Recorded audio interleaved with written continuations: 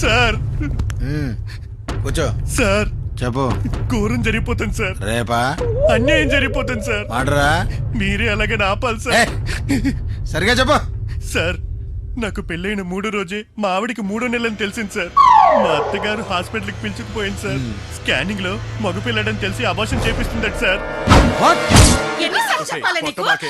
ఎన్నిసార్లు చెప్పాలి? చాపే. ఏంటి కొట్టదు? నువ్వు ముందు నోరు మూసుకో.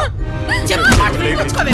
నీకేం చెప్పానే? మన వంశంలో అందరూ ఆడపిల్లలేను మగపిల్లలు కారని చెప్పానా లేదా? నేను చెప్పిన మాట వినిపించుకోకుండా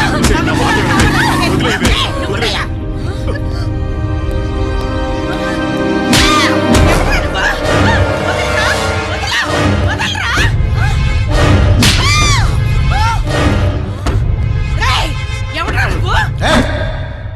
నోర్మయ్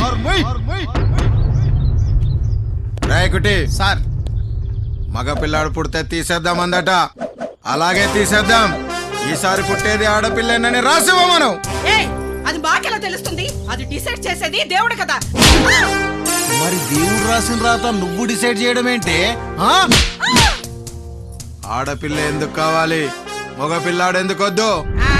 ఆడపిల్ల అయితే ప్రభుత్వం రుణాలు ఇస్తుంది, బయట అప్పులు ఇస్తారు. బండి కొనివ్వక్కర్లేదు, ఎందుకంటే ఎవడో ఒకడు లిఫ్ట్ ఇస్తాడు. ఫోన్ కొనివ్వక్కర్లేదు, ఎవడో ఒకడు గిఫ్ట్ ఇస్తాడు.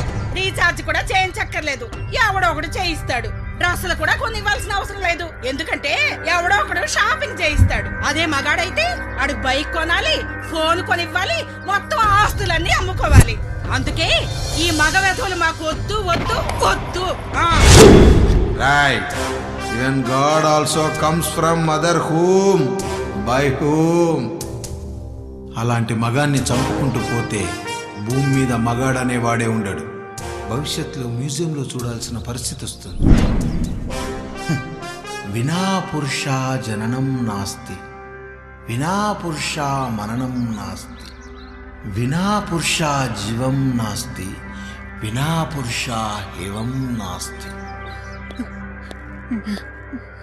సార్ సంతోషం సార్, సంతోషం సార్. చూడు, ఆడవాళ్ళకి ఆపదొస్తే అరగంట లేట్ వస్తానేమో గాని ఏ మగాడికి ఆపదొచ్చినా అరక్షణం కూడా ఆగను. I show them help. కుటి, ఫాలో